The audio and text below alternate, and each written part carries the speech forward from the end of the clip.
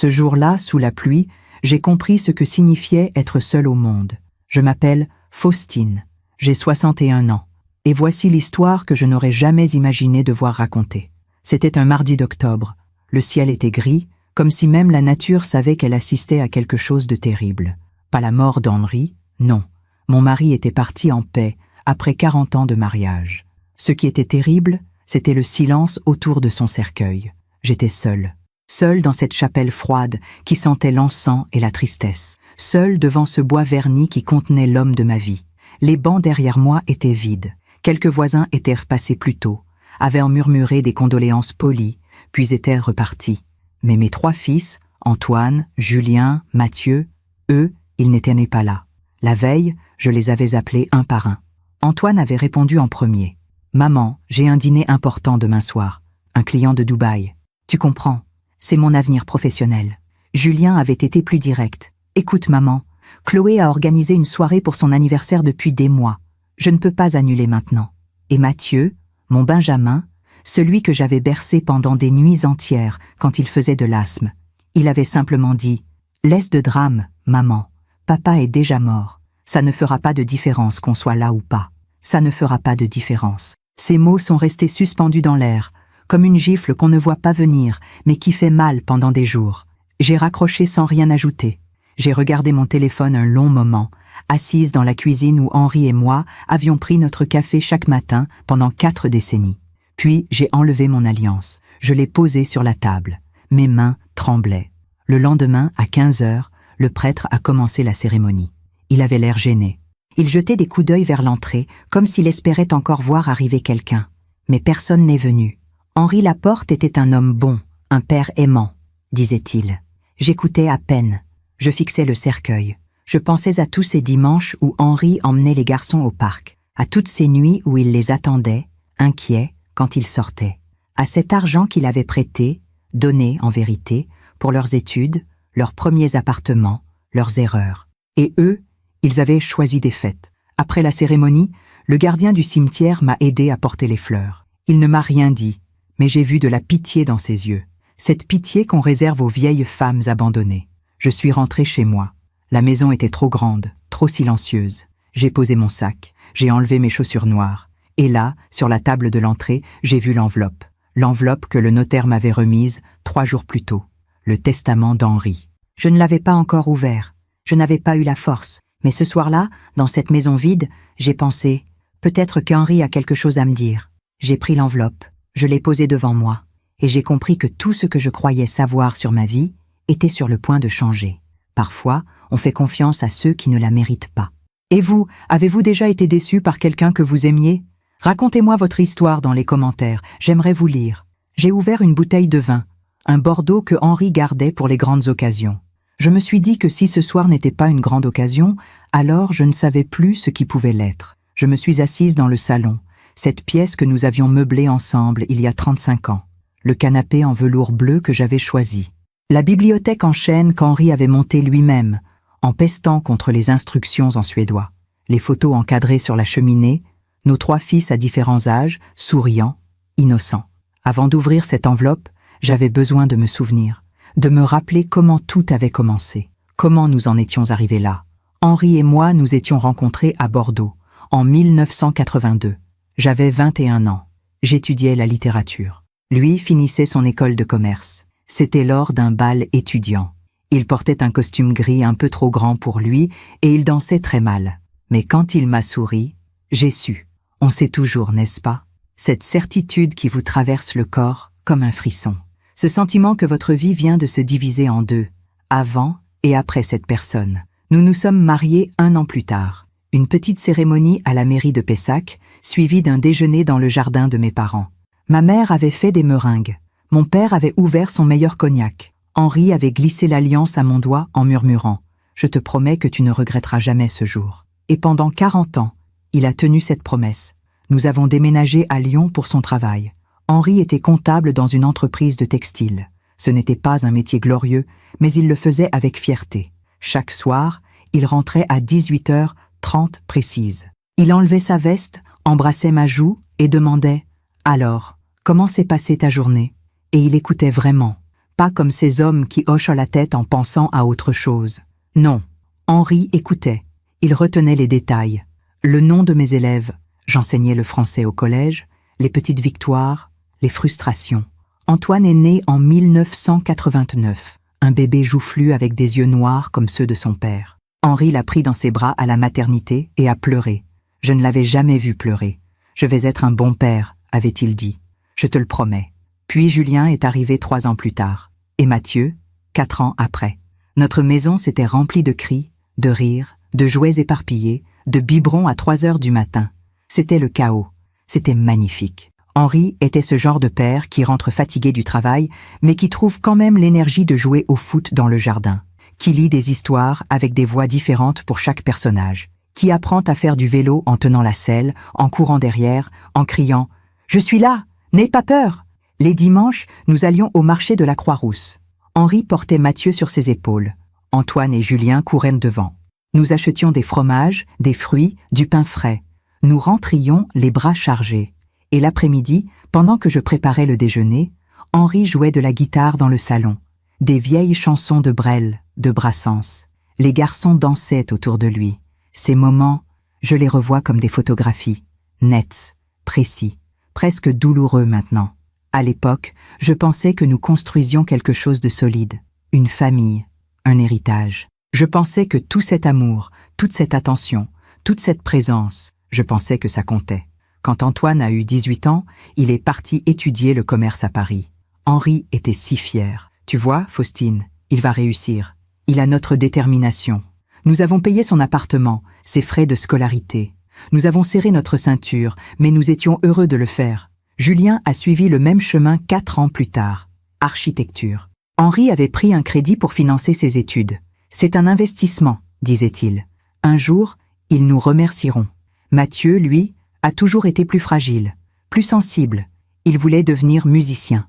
Henri avait payé des cours de piano, de guitare, une école privée. Tant qu'il est heureux, répétait-il. Les années ont passé. Les garçons sont devenus des hommes. Ils appelaient moins. Les visites se sont espacées. Noël, parfois Pâques, toujours pressé. Toujours un rendez-vous important, une copine qui attendait, un train à prendre. Henri disait « C'est normal, Faustine. Ils ont leur vie maintenant. On ne peut pas leur en vouloir. » Mais moi, je sentais quelque chose, une froideur, une distance qui n'avait rien à voir avec la géographie. Quand ils venaient, ils regardaient leur téléphone pendant le déjeuner. Ils parlaient de leurs projets, de leurs ambitions, mais ils ne nous posaient jamais de questions. Jamais « Comment vas-tu, maman ?» Jamais « Tu as besoin de quelque chose, papa ?» Henri faisait comme si de rien n'était. Mais je le voyais, le soir, assis dans son fauteuil, regardant des photos sur son téléphone. Des photos de quand les garçons étaient petits. Il ne disait rien. Mais je savais qu'il se demandait ce qui avait changé. Puis, il y a 2 ans, nous avons vendu notre maison de Lyon. Trop grande pour nous deux. Trop de souvenirs dans chaque pièce. Nous avons acheté un appartement plus petit à Villeurbanne. Un 3 pièces lumineux avec un balcon qui donnait sur un parc. Antoine nous a dit « Vous auriez dû nous consulter avant de vendre. Cette maison avait de la valeur. Pas « cette maison avait de la valeur sentimentale ». Non, juste de la valeur. » Henri avait répondu calmement « C'est notre maison, Antoine, notre décision. » Mais j'avais vu quelque chose dans les yeux de notre fils aîné ce jour-là. Quelque chose qui m'avait glacé le sang. De la déception.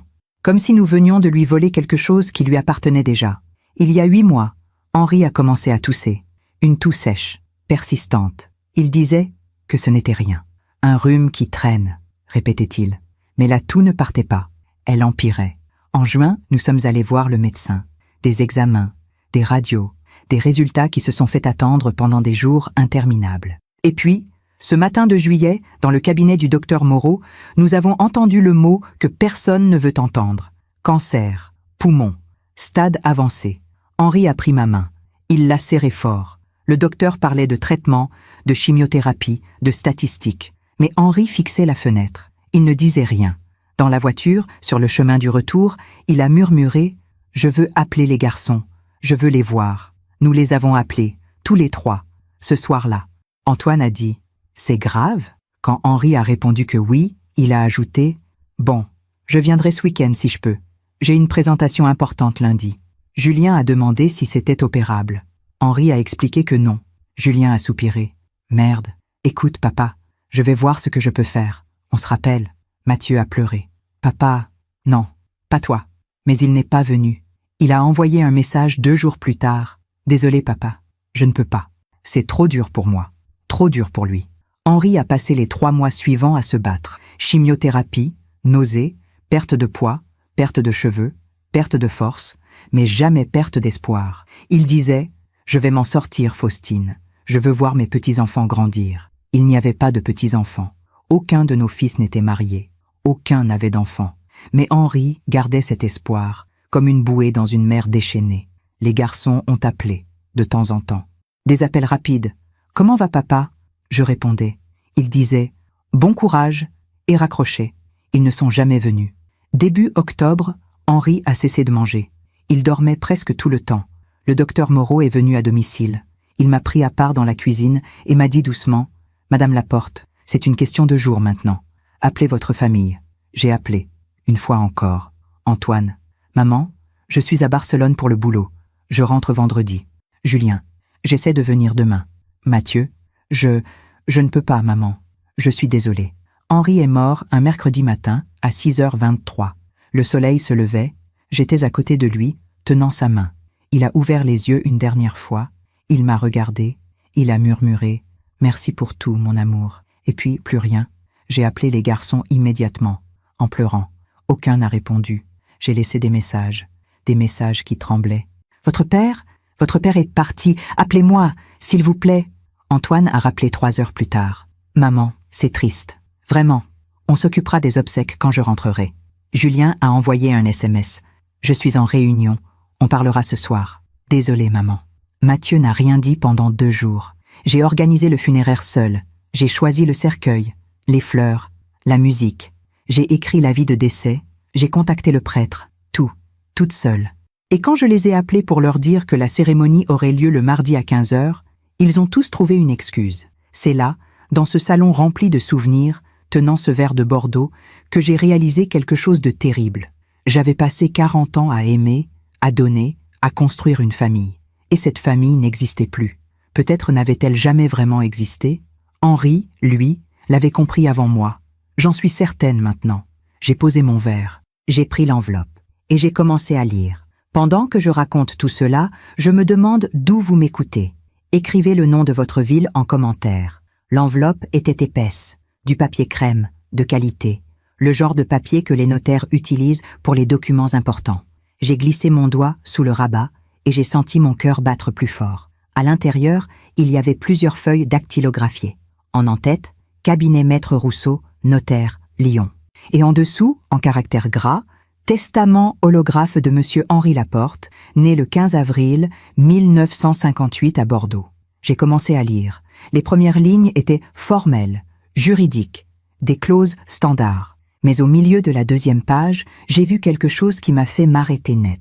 Je lègue l'intégralité de mes biens, appartement de Villeurbanne, compte épargne, assurance vie, actions et obligations, à mon épouse, Faustine Laporte, née Mercier. Elle seule décidera de la destination de ces biens.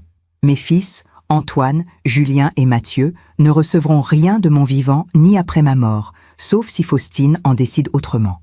J'ai relu cette phrase 3 fois, 4 fois. Mes mains tremblaient. Henri avait tout mis à mon nom. Tout. J'ai continué à lire, et c'est là que j'ai trouvé la lettre. Une lettre manuscrite, glissée entre les pages du testament. L'écriture d'Henri. Cette écriture penchée, élégante, que je connaissais par cœur. Ma chère Faustine, si tu lis ces lignes, c'est que je ne suis plus là. Je sais que tu dois te sentir seule. Je sais que tu as mal. Et je suis désolée de ne pas pouvoir être à tes côtés pour te consoler comme je l'ai fait pendant 40 ans. Mais je veux que tu saches quelque chose. J'ai fait ce testament il y a 2 ans, juste après notre déménagement à Villeurbanne. J'ai pris cette décision en pleine conscience. Ce n'était pas un coup de tête. Ce n'était pas de la colère. C'était de la lucidité. Nos fils, Faustine, nos fils ne sont plus les enfants que nous avons élevés. Je ne sais pas quand cela s'est produit. Peut-être que nous avons trop donné. Peut-être que nous avons donné mal. Ou peut-être que le monde les a changés d'une façon que nous ne pouvions pas contrôler. Mais j'ai vu comment ils nous regardaient, comme si nous étions devenus un fardeau, une obligation. J'ai entendu leurs soupirs quand nous les appelions. J'ai remarqué leur regard vers leur montre quand nous leur parlions. Tu te souviens du repas de Noël, il y a 3 ans? Antoine a passé tout le dîner au téléphone avec son associé. Julien s'est disputé avec toi parce que tu avais fait un gigot au lieu d'un rôti. Et Mathieu est parti avant le dessert parce qu'il devait retrouver ses amis en boîte de nuit. Tu as pleuré cette nuit-là. Tu pensais que je dormais, mais je t'ai entendu. Et j'ai compris que je ne pouvais plus faire semblant. L'année dernière, quand je leur ai demandé de l'aide pour déménager quelques cartons, tu sais ce qu'Antoine m'a dit ? Papa, j'ai un déjeuner important ce week-end. Embauche des déménageurs. Comme si payer des inconnus pour faire ce qu'un fils devrait faire naturellement était une solution acceptable. Et puis il y a eu ce jour, tu te rappelles, en mars dernier. Nous étions chez le notaire pour refaire nos papiers. Maître Rousseau nous a demandé si nous voulions inclure nos enfants dans la succession. Antoine, qui nous accompagnait ce jour-là, parce qu'il passait par hasard à Lyon, a répondu avant même que nous puissions ouvrir la bouche. Bien sûr qu'il faut nous inclure. C'est logique, non ? C'est logique m'a hanté pendant des semaines. Comme si notre vie, notre travail, nos sacrifices, tout cela leur était dû, logiquement. Alors j'ai décidé que tu serais la seule héritière, parce que toi, Faustine, tu as été là, toujours, dans la santé et dans la maladie, dans la joie et dans la tristesse. Tu as été ma femme, ma partenaire, mon amour. Et je ne voulais pas que nos fils, qui n'ont jamais trouvé le temps de venir nous voir, qui n'ont jamais pris de nos nouvelles sans arrière-pensée, je ne voulais pas qu'ils héritent de ce que nous avons construit ensemble. Ce sera à toi de décider quoi faire. Si tu veux leur donner quelque chose, fais-le. Si tu veux tout garder, fais-le aussi. Mais ne le fais pas par culpabilité. Ne le fais pas parce que tu penses que c'est ton devoir de mère. Fais-le seulement si tu penses qu'ils le méritent vraiment. Je t'aime, Faustine. Je t'ai aimée dès le premier jour. Et je t'aimerai encore, où que je sois maintenant. Sois heureuse. C'est tout ce que je souhaite. Ton Henri. J'ai posé la lettre sur mes genoux. J'ai fermé les yeux. Les larmes coulaient sans bruit sur mes joues. Henri savait. Il avait toujours su. Et moi, dans mon aveuglement maternel, dans mon besoin désespéré de croire que mes enfants étaient bons, j'avais refusé de voir. Mais maintenant, je voyais. Je voyais les années d'indifférence, les appels oubliés, les promesses non tenues, les anniversaires ignorés, les « je suis trop occupé »,« je te rappelle plus tard »,« on verra ça une autre fois ». Je me suis souvenu d'un moment en particulier. C'était l'anniversaire de mes 60 ans, il y a 1 an. Henri avait organisé un petit dîner à la maison. Il avait cuisiné mon plat préféré, un bœuf bourguignon, et il avait acheté un gâteau chez mon pâtissier préféré. J'avais invité les garçons 3 semaines à l'avance. C'est important pour moi, avais-je dit. 60 ans, ce n'est pas rien. Antoine avait annulé 2 jours avant. Désolé maman, un séminaire à Bruxelles. Je ne peux pas annuler. Il m'avait envoyé des fleurs par Internet. Des roses blanches avec une carte imprimée. Joyeux anniversaire, maman. Bisous, Antoine. Julien était venu, mais il était arrivé avec 2 heures de retard et était reparti juste après le dessert. Pardon, maman, mais j'ai une journée difficile demain. Il m'avait offert un foulard Hermès. Un beau foulard, cher. Mais quand je l'avais déplié, l'étiquette était encore accrochée.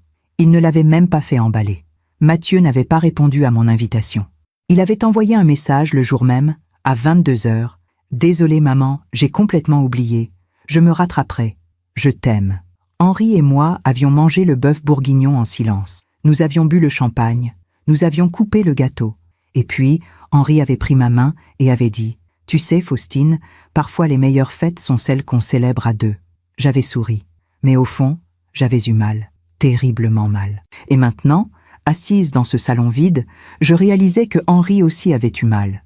Mais lui, il avait fait quelque chose. Il avait agi. Il m'avait protégé. J'ai repris la lettre du notaire. Il y avait une note en bas de page. « Madame Laporte, je vous invite à prendre rendez-vous au cabinet dès que possible afin de finaliser les démarches administratives. L'appartement de Villeurbanne est estimé à environ 350 000 €. L'assurance vie s'élève à 120 000 €. Les comptes épargne et placement représentent environ 80 000 €, soit un patrimoine total de 550 000 €. 550 000 €. Une somme considérable. Henri et moi avions économisé toute notre vie. Nous avions vécu modestement, pas de voyages luxueux, pas de voitures de sport, pas de restaurants étoilés. Nous avions mis de l'argent de côté, petit à petit, mois après mois, année après année. Pour quoi faire? Pour nos vieux jours, bien sûr. Mais aussi, je dois l'admettre, pour nos enfants. Pour leur laisser quelque chose. Pour qu'ils se disent, un jour, nos parents ont travaillé dur. Ils nous ont aimés. Mais Henri avait changé d'avis. Et en lisant sa lettre, je comprenais pourquoi. Les jours suivants ont été étranges. J'étais dans une sorte de brouillard. Je répondais aux appels des quelques amis qui prenaient de mes nouvelles. Je triais les affaires d'Henri, ses costumes, ses chaussures, ses livres. Chaque objet était un coup au cœur. Les garçons ont appelé. Bien sûr. Antoine, 2 jours après l'enterrement. Maman, il faut qu'on parle de la succession. J'ai parlé avec un avocat. Il faut faire vite pour les démarches. La succession. Pas « Comment vas-tu, maman ?» Pas « Tu as besoin de quelque chose ?» Non. La succession. J'ai répondu calmement. Ton père a laissé un testament. Tout est en ordre. Ah bon? Il faut qu'on se voie alors. On doit organiser le partage. Il n'y a rien à partager, Antoine. Un silence. Comment ça? Tu comprendras bientôt. J'ai raccroché. Mes mains ne tremblaient plus. Julien a appelé le lendemain. Maman, Antoine m'a dit que tu parlais bizarrement. Qu'est-ce qui se passe? Rien, Julien. Tout va bien. Tu as lu le testament de papa? Oui. Et quoi? Ben, la maison, l'argent. Il a laissé des instructions? Oui, Julien. Il a laissé des instructions très claires. Tu peux m'en dire plus? Vous serez tous les 3 convoqués chez le notaire dans quelques semaines. Vous saurez tout à ce moment-là. Maman, tu me fais peur. Qu'est-ce que papa a écrit? J'ai respiré profondément. Il a écrit la vérité, Julien. C'est tout. Et j'ai raccroché. Mathieu n'a pas appelé, mais il m'a envoyé un long message sur WhatsApp. Un message rempli de « Je t'aime, maman. Papa était tout pour moi. Je suis désolée de ne pas avoir été là. » Un message qui se terminait par « Est-ce que papa a laissé quelque chose pour nous? Juste pour savoir. Juste pour savoir. » Je n'ai pas répondu. Ce soir-là, j'ai pris mon alliance, celle que j'avais enlevée le jour de l'enterrement. Je l'ai regardée longtemps. L'or était un peu terni. Il y avait des micro-rayures, des traces de 40 ans de vie. À l'intérieur, gravé « Henri and Faustine, 12 juin 1983 ». J'ai remis l'alliance à mon doigt et j'ai pris une décision. Henri m'avait laissé le choix. Il m'avait fait confiance. Et maintenant, c'était à moi de choisir. Mais je savais déjà ce que j'allais faire. J'ai passé 1 semaine à réfléchir, 1 semaine à tourner en rond dans cet appartement qui me semblait soudain trop grand, trop silencieux, trop rempli de fantômes. Je me levais le matin et je préparais 2 cafés par habitude. Je mettais la table pour 2 personnes. Je disais « Bonjour » à voix haute, comme si Henri était encore là, dans la chambre, en train de nouer sa cravate devant le miroir. Le deuil, c'est ça. C'est continuer à vivre comme si la personne était là, tout en sachant qu'elle ne reviendra jamais. Mais il y avait autre chose. Une question qui tournait dans ma tête, jour et nuit. Est-ce que j'avais le droit de priver mes fils de leur héritage? Car c'était ça, la vraie question. Pas « Est-ce que Henri avait raison ?» Je savais qu'il avait raison. Mais est-ce que moi, leur mère, j'avais le courage de suivre sa volonté? Les mères ne sont pas censées punir leurs enfants. Les mères pardonnent. Les mères excusent. Les mères trouvent toujours des justifications. Il est stressé par son travail. Elle traverse une période difficile. Il ne voulait pas dire ça. Pendant des années, c'est exactement ce que j'avais fait. Trouver des excuses. Minimiser. Me convaincre que tout allait finir par s'arranger. Quand Antoine avait 15 ans, il avait volé de l'argent dans mon portefeuille. 50 €. Henri voulait le punir sévèrement. Moi, j'avais dit, il a besoin d'argent de poche. On ne lui donne peut-être pas assez. C'est de notre faute. Quand Julien avait 17 ans, il était rentré ivre à 4 heures du matin. Il avait vomi dans l'entrée. Henri était furieux. Moi, j'avais dit, c'est son âge. Tous les adolescents font ça.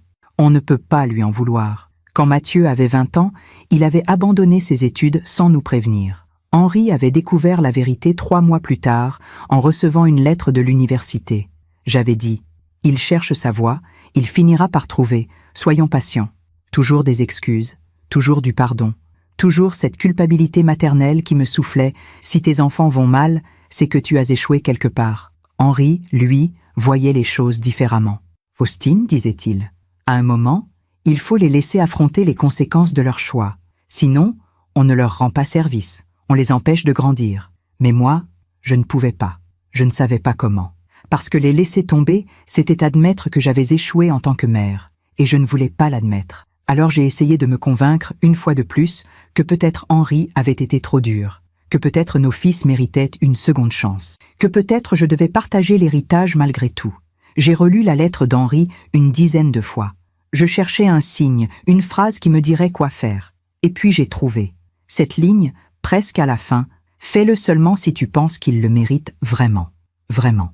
Est-ce qu'il le méritait vraiment? J'ai décidé de faire un test. Un petit test. Intérieur, secret. Je me suis dit, s'ils appellent dans les prochains jours, s'ils prennent de mes nouvelles sans parler d'argent, s'ils me demandent comment je vais, si je mange bien, si je dors, si j'ai besoin de compagnie, alors peut-être que Henri s'était trompé. J'ai attendu. Le premier appel est venu d'Antoine, 3 jours plus tard. « Maman, j'ai parlé avec Maître Rousseau. Il ne veut rien me dire. Il dit qu'il doit te voir d'abord. Quand est-ce que tu prends rendez-vous? »« Bonjour, Antoine. » Un silence. « Oui, bonjour, maman. »« Alors, ce rendez-vous? » ?»« Je n'ai pas encore décidé. »« Mais maman, il faut régler ça rapidement. Il y a des impôts à payer, des démarches. On ne peut pas traîner. »« On? Ben oui, on. La famille. Nous. Ah, la famille. Maman, pourquoi tu parles comme ça? Comme quoi, Antoine? Je ne sais pas. Bizarrement, tu es fâché contre moi? J'ai failli rire. Fâché. Quel mot inadéquat. J'étais bien au-delà de la colère. J'étais dans cette zone grise où la déception est si profonde qu'elle ne ressemble même plus à une émotion. Juste un constat froid. Non, Antoine, je ne suis pas fâché. Bon, tant mieux. Donc tu vas appeler le notaire? Oui, bientôt. C'est-à-dire quand, bientôt? Antoine, ton père est mort il y a 2 semaines. Je sais, maman. Mais justement, il faut avancer. Papa n'aurait pas voulu qu'on reste bloqué dans le chagrin. Papa n'aurait pas voulu. Antoine parlait de son père comme s'il l'avait connu, comme s'il avait été là, comme s'il n'avait pas choisi un dîner d'affaires plutôt que ses funérailles. Tu as raison, Antoine. Papa n'aurait pas voulu. Parfait. Donc je peux dire à Julien et Mathieu que tu vas t'en occuper cette semaine? Tu peux leur dire ce que tu veux. Et j'ai raccroché. Mon test avait échoué. Antoine n'avait pas demandé une seule fois comment j'allais. 2 jours plus tard, Julien a appelé. « Maman, Antoine dit que tu es bizarre. Qu'est-ce qui se passe? »« Rien, Julien, tout va bien.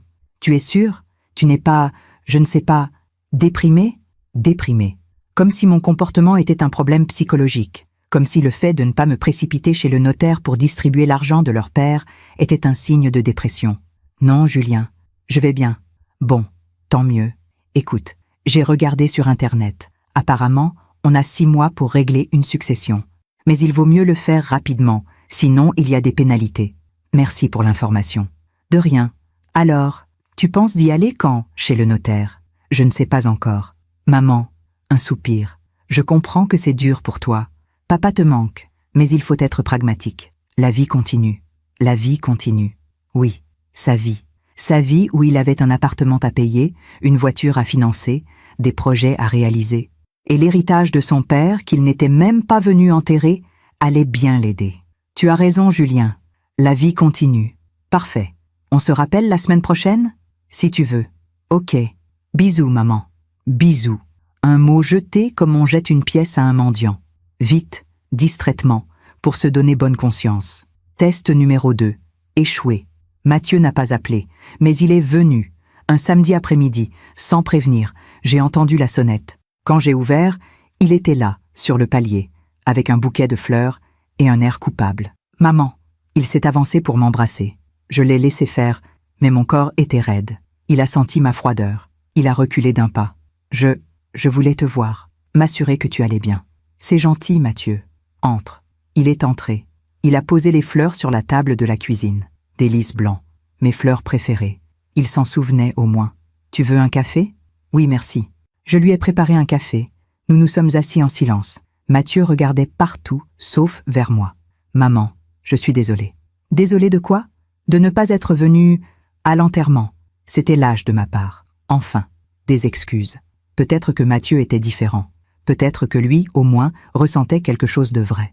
Pourquoi tu n'es pas venu, Mathieu? Il a fixé sa tasse. Je ne supporte pas les enterrements. Ça me met mal. J'ai eu des crises d'angoisse quand grand-père est mort. Tu te rappelles? Le psy m'avait dit d'éviter ces situations. Des crises d'angoisse. Le psy. Toujours une raison médicale. Toujours une excuse extérieure. Mathieu, c'était l'enterrement de ton père. Je sais. Sa voix tremblait. Et j'aurais dû être là, je le sais. Mais j'étais bloquée. Mentalement, je veux dire. Je ne pouvais pas bouger. Je l'ai regardé. Mon petit dernier.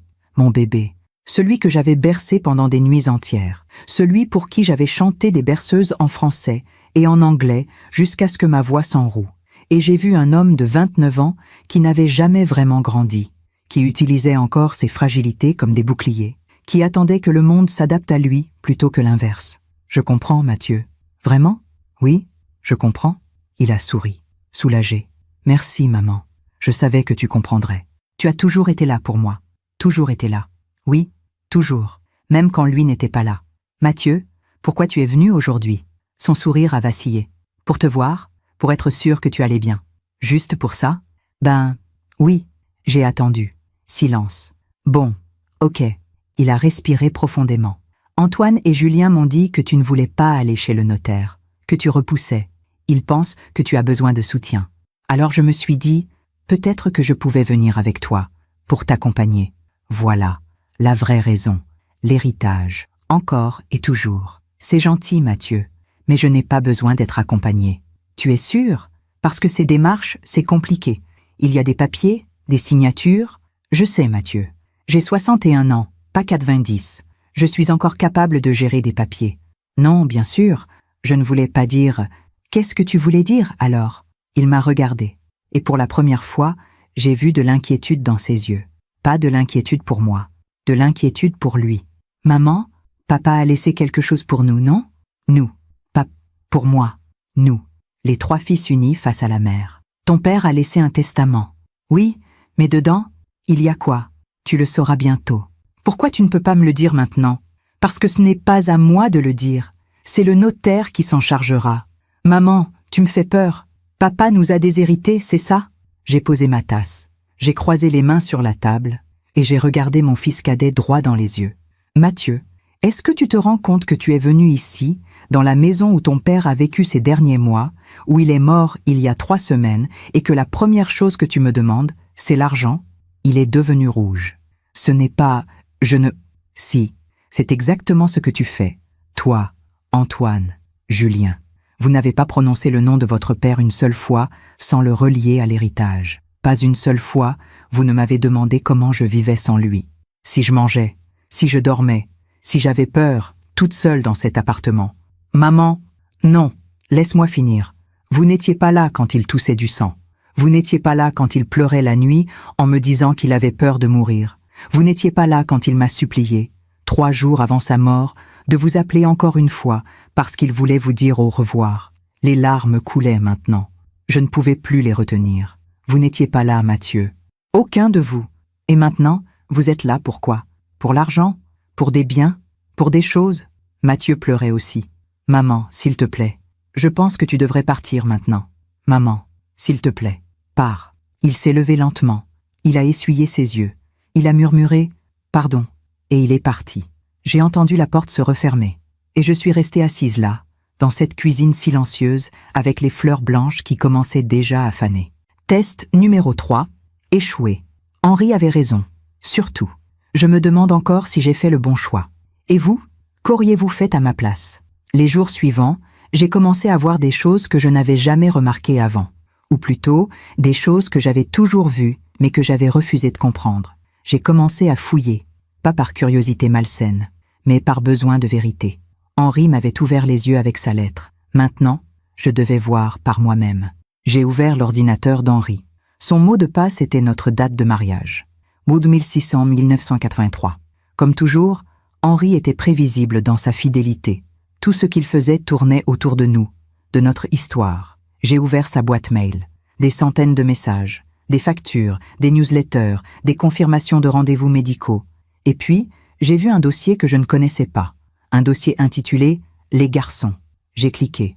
À l'intérieur, il y avait des échanges de mails entre Henri et nos fils. Des années d'échanges. J'ai commencé à lire, et chaque mail était comme une gifle. Antoine, 15 mars 2022. Objet, besoin d'aide. Papa, j'ai un problème de trésorerie. Mon associé m'a lâché au dernier moment et je dois payer les charges du bureau. Il me manque 5 000 €. Tu peux me dépanner? Je te rembourserai dans 3 mois, promis. Antoine, réponse d'Henri. 16 mars 2022. Mon fils, bien sûr. Je vais faire un virement demain matin. Mais Antoine, c'est la 3e fois cette année. Es-tu sûr que ton entreprise est viable? Peut-être devrions-nous en parler sérieusement? Papa qui t'aime? Antoine. 16 mars 2022. Merci papa. Oui, tout va bien, c'est juste un passage difficile. Je gère. Bisous. J'ai scrollé. Il y avait d'autres demandes. Septembre 2022, 3 000 €. Janvier 2023, 4 000 €. Mai 2023, 6 000 €. Henri avait donné à chaque fois. Et Antoine n'avait jamais remboursé. Pas un seul euro. J'ai ouvert un autre fil de mail. Julien. 22 novembre 2022. Objet. Petit service. Salut papa. Tu te rappelles que tu avais dit que tu pouvais me prêter de l'argent pour mon appart? En fait j'en ai besoin maintenant. L'agence demande 3 mois de caution plus le premier loyer. Ça fait 8 000 €. Tu peux me virer ça? Julien. Réponse d'Henri. 23 novembre 2022. Julien, c'est une grosse somme. Ta mère et moi devons en discuter. Peux-tu nous appeler ce soir? Papa. Julien. 23 novembre 2022. Papa, c'est urgent. Je dois signer demain. Si tu ne peux pas, dis-le, je me débrouillerai. Réponse d'Henri. 23 novembre 2022. Ne t'inquiète pas, je fais le virement cet après-midi. 8 000 €. Henri ne m'en avait jamais parlé. Il avait puisé dans notre épargne sans me le dire. Pourquoi? Pour ne pas m'inquiéter? Pour ne pas m'obliger à dire non? J'ai continué à fouiller. Il y avait des dizaines de mails comme ça, des demandes d'argent, toujours urgentes, toujours importantes, et Henri qui donnait encore et encore, sans jamais rien demander en retour. Puis j'ai trouvé quelque chose qui m'a glacé le sang. Antoine. 14 août 2023. Objet. La maison. Papa, Julien et moi, on a parlé. On pense que vous devriez vendre l'appartement de Villeurbanne. Franchement, c'est trop grand pour vous deux. Et avec la santé de papa qui décline, ce serait plus intelligent d'aller dans quelque chose de plus petit, plus pratique. En plus, ça vous ferait de la liquidité. Et si jamais il vous arrivait quelque chose, ça faciliterait les choses pour la succession. On peut vous aider à chercher si vous voulez. Julien connaît un bon agent immobilier. Bisous, Antoine. J'ai relu ce mail 5 fois. Si jamais il vous arrivait quelque chose, ça faciliterait les choses pour la succession. Henri venait d'apprendre qu'il avait un cancer. Il avait partagé cette nouvelle avec ses fils. Et eux, au lieu de proposer leur soutien, leur présence, leur amour, ils proposaient de vendre notre maison pour faciliter la succession. Réponse d'Henri. 15 août 2023. Antoine, merci pour ta sollicitude.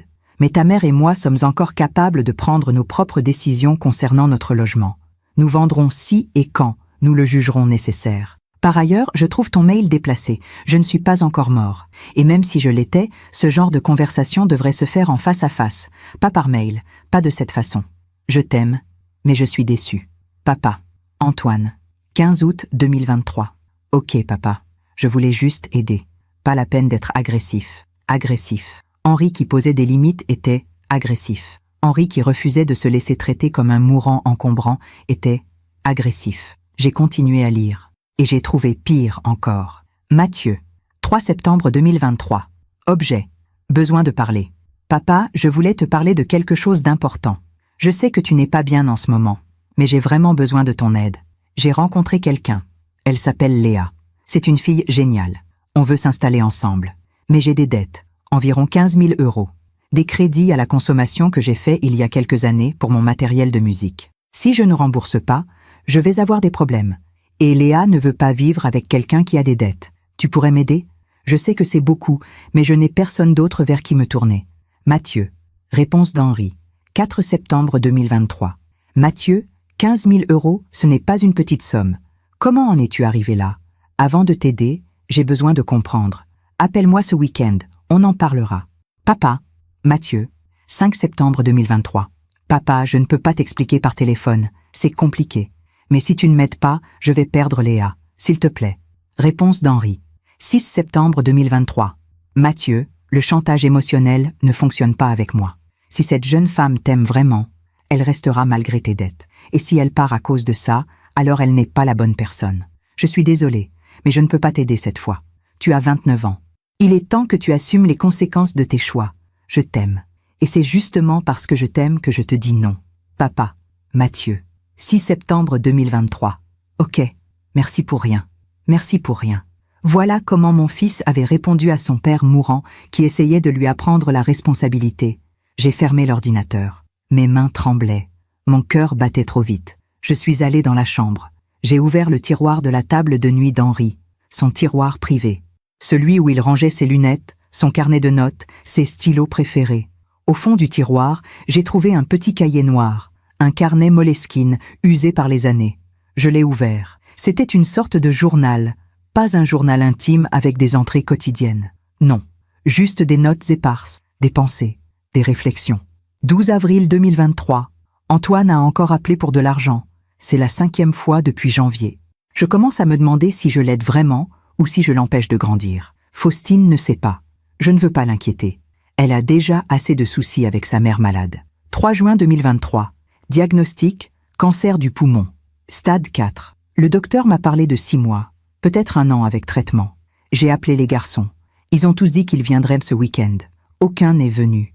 Antoine avait un golf, Julien une fête. Mathieu était trop chamboulé.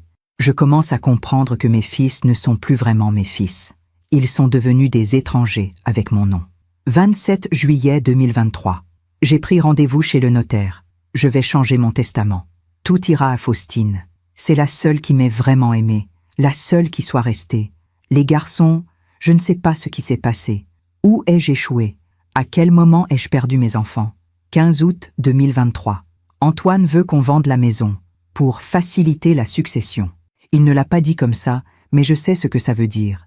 Il veut sa part maintenant, avant même que je sois mort. Je suis tellement fatigué de la maladie, fatigué de leur égoïsme, fatigué de faire semblant que tout va bien. 2 septembre 2023. J'ai signé le testament aujourd'hui.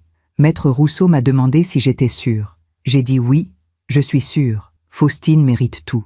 Elle a été ma femme, ma compagne, mon amour pendant 40 ans. Les garçons auront ce qu'ils méritent. Rien. C'est dur à écrire. C'est encore plus dur à penser. Mais c'est juste. 20 septembre 2023. Mathieu m'a envoyé un message hier soir. Merci pour rien. Ces 3 mots résument peut-être toute notre relation. Il pense que je ne lui ai rien donné, alors que je lui ai tout donné. Mon temps, mon argent, mon amour, mais rien de tout ça ne compte apparemment.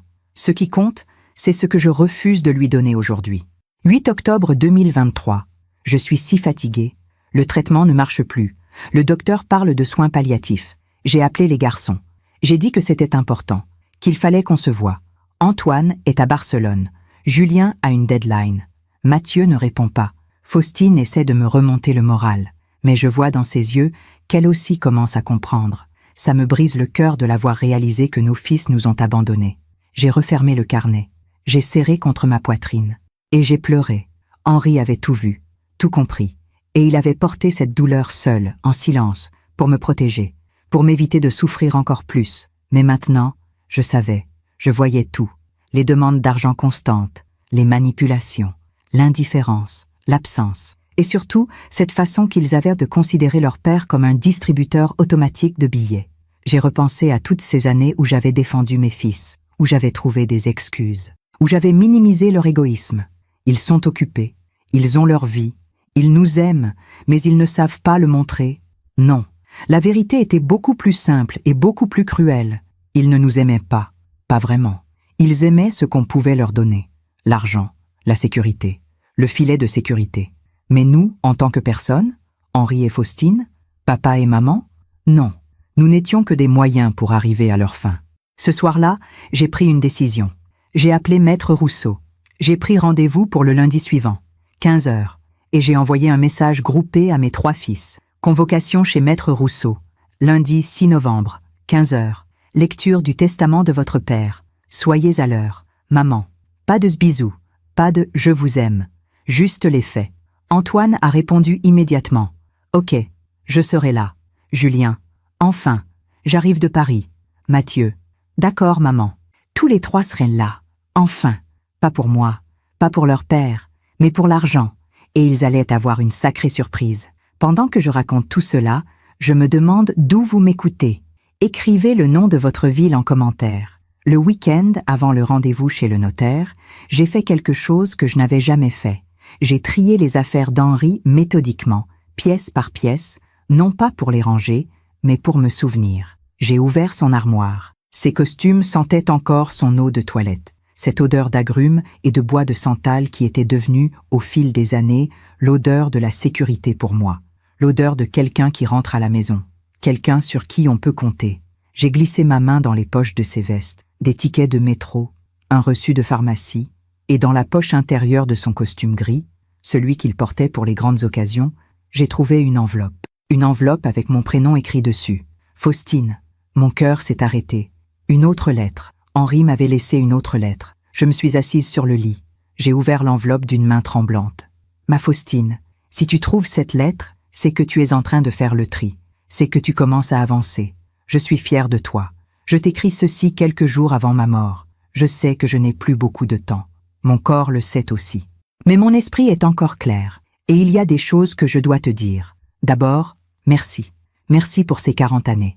Merci pour chaque matin où tu t'es réveillé à mes côtés. Merci pour chaque repas que tu as préparé avec amour. Merci pour ta patience quand j'étais de mauvaise humeur. Merci pour ta sagesse quand j'avais tort. Merci d'avoir été ma femme. Tu as été bien plus que ça, en vérité. Tu as été ma meilleure amie, ma confidente. Ma raison de me lever chaque matin pendant 4 décennies. Je sais que tu vas te poser des questions. Sur nos fils, sur nous, sur ce que nous avons fait de mal. Alors laisse-moi te dire ce que j'ai compris, moi, dans ces derniers mois de lucidité que la maladie m'a donné.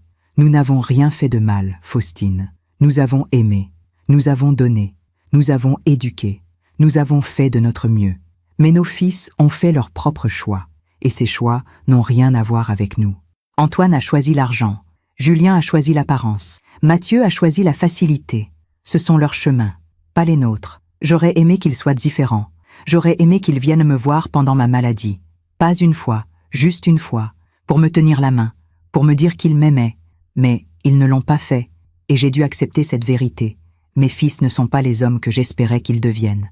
Mais toi, Faustine, toi tu es exactement la femme que j'ai toujours su que tu étais. Forte, fidèle, aimante, vraie. C'est pour ça que je t'ai tout laissé. Pas par vengeance, pas par colère, mais par amour, par reconnaissance, parce que tu le mérites. Je sais que tu vas hésiter. Je te connais. Tu vas te dire, mais ce sont mes enfants. Comment puis-je les priver? Et c'est exactement cette pensée qui prouve que tu es une bonne personne. Mais Faustine, écoute-moi bien, leur donner cet argent ne les rendra pas meilleurs, ça ne les rapprochera pas de toi, ça ne réparera rien.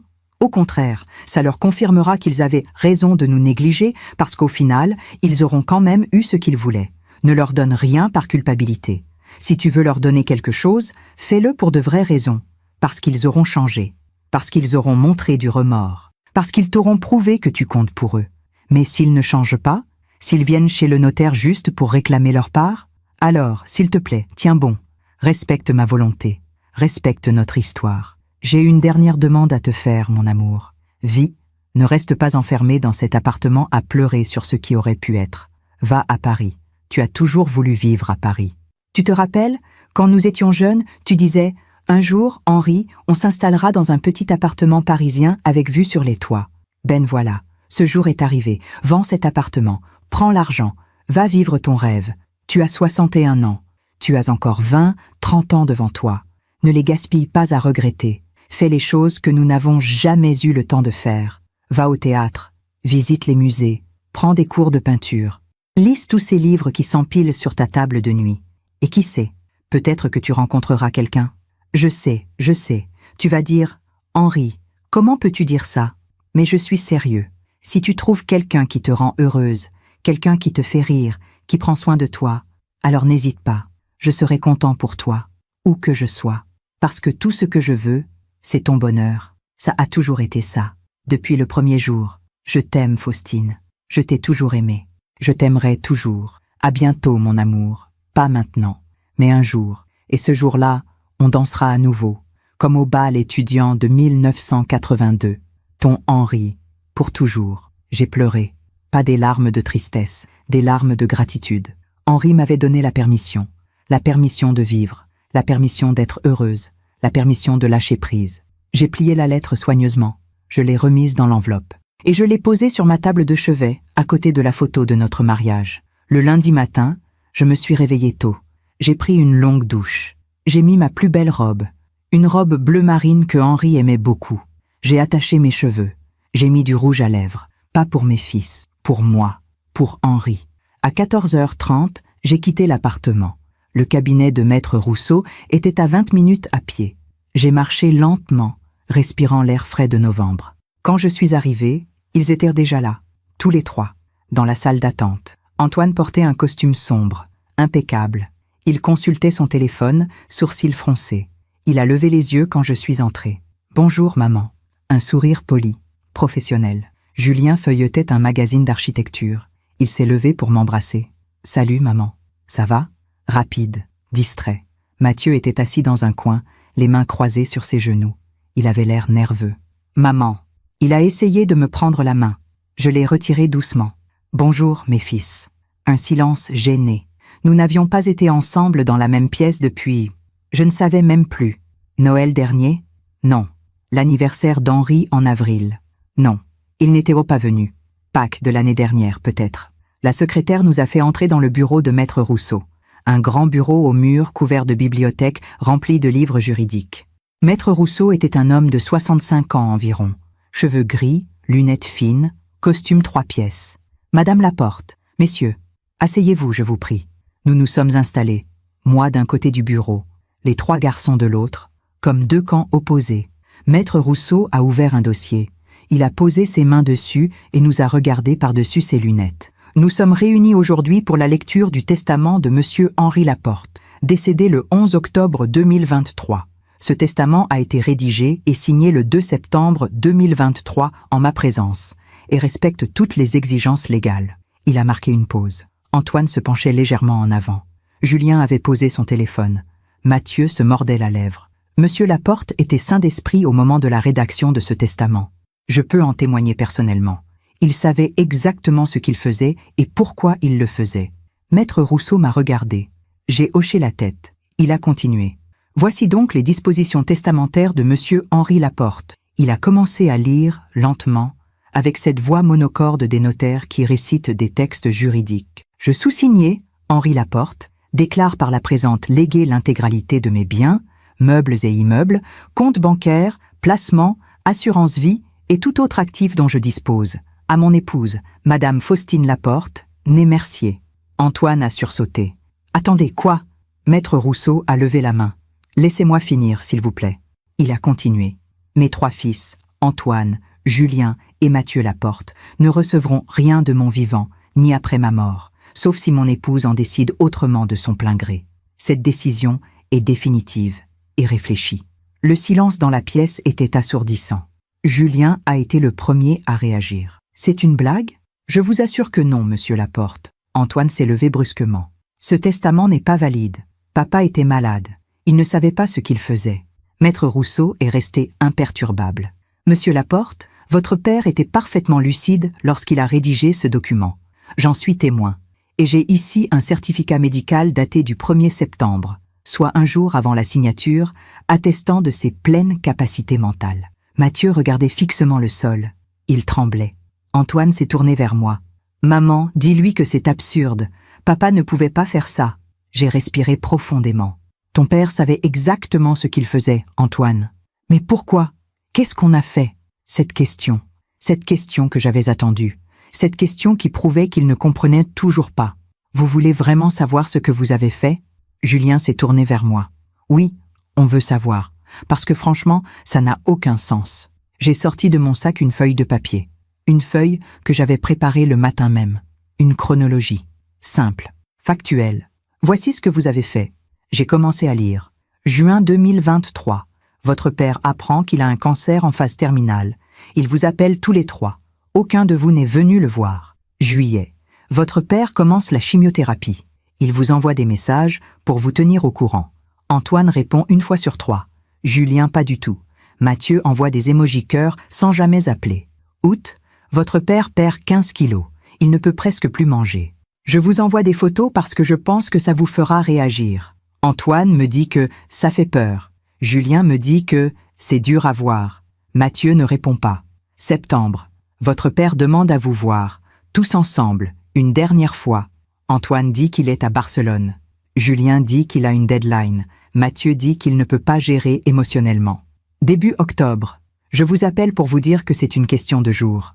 Antoine dit qu'il rentrera vendredi. Julien dit qu'il essaiera de venir demain. Mathieu dit qu'il ne peut pas. 11 octobre. Votre père meurt, à 6h23 du matin. J'étais seule avec lui. Vous n'étiez pas là. 13 octobre. Enterrement de votre père. Antoine préfère un dîner d'affaires. Julien préfère une fête d'anniversaire. Mathieu me dit, et je cite, « Laisse de drame, maman. Papa est déjà mort. Ça ne fera pas de différence. » J'ai relevé les yeux. Antoine était blême. Julien fixait ses mains. Mathieu pleurait silencieusement. « Alors voilà ce que vous avez fait. Vous avez abandonné votre père mourant. Vous avez choisi vos vies, vos projets, vos envies, plutôt que lui. Et maintenant vous me demandez pourquoi il vous a déshérité ?» Ma voix était calme. Trop calme peut-être, mais c'était la seule façon de ne pas crier. « Maman !» Antoine cherchait ses mots. On ne savait pas que c'était... qu'il allait... Si, Antoine. Vous saviez, je vous l'ai dit, plusieurs fois. Mais vous avez choisi de ne pas entendre. Julien s'est levé. Ce n'est pas juste. On a nos vies. On ne peut pas tout laisser tomber à chaque fois que... À chaque fois que quoi? À chaque fois que votre père meurt?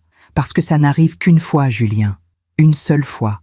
Et vous avez raté cette unique occasion de lui dire au revoir. Mathieu sanglotait maintenant. « Maman, je suis désolée. Je suis tellement désolée. » Je me suis tournée vers lui. « Désolé de quoi, Mathieu? D'avoir été absent? Ou désolé de ne pas hériter ?» Il n'a pas répondu. Maître Rousseau a toussé doucement. « Madame Laporte, si vous le souhaitez, nous pouvons poursuivre cet entretien en privé. » J'ai secoué la tête. « Non, ils ont le droit d'entendre la suite. » Je me suis levée. J'ai fait face à mes 3 fils. « Votre père m'a laissé un choix. Je peux vous donner une partie de l'héritage, si je le souhaite. Mais il m'a demandé de ne le faire que si vous le méritiez vraiment. » Antoine a relevé la tête, un éclair d'espoir dans les yeux. « Alors voilà ma décision. » J'ai marqué une pause. Mon cœur battait fort, mais ma voix était ferme. « Je vais respecter la volonté de votre père. Vous n'aurez rien. » Le silence qui a suivi ma déclaration était presque palpable, comme si l'air lui-même avait retenu son souffle. Puis Antoine a explosé. « Tu ne peux pas faire ça. C'est illégal. On va contester ce testament. » Maître Rousseau est intervenu calmement. « Monsieur Laporte, le testament de votre père est parfaitement légal. Votre mère est l'unique héritière. Elle a le droit absolu de disposer de ses biens comme elle l'entend. Mais c'est notre père aussi. On a des droits. En France, monsieur, les parents n'ont aucune obligation légale de léguer quoi que ce soit à leurs enfants adultes. La réserve héréditaire s'applique dans le sens inverse, des enfants vers les parents, mais pas dans votre cas. » Antoine s'est tourné vers moi, le visage rouge. « Maman, tu ne peux pas nous faire ça. Cette maison, cet argent, papa a travaillé pour nous aussi. » « Non, Antoine, papa a travaillé pour nous, pour lui et moi. Vous, il vous a élevé, nourri, éduqué, payé vos études, payé vos appartements, payé vos dettes, encore et encore. Et vous, qu'est-ce que vous lui avez donné en retour? On l'aimait? Vraiment? » J'ai sorti mon téléphone. J'avais préparé quelque chose d'autre, une capture d'écran. « Tu veux que je te montre ton dernier message à ton père? Celui du 8 octobre, 3 jours avant sa mort ?» J'ai lu à voix haute. « Papa, je suis en réunion, je te rappelle. » Tu ne l'as jamais rappelé, Antoine, jamais. Antoine a ouvert la bouche, puis l'a refermée. Aucun mot ne sortait. Julien s'est levé à son tour, plus calme, plus calculateur. « Maman, écoute, je comprends que tu sois en colère. Tu as raison, on aurait dû être plus présent. Mais là, tu es sous le choc du deuil. Tu ne penses pas clairement.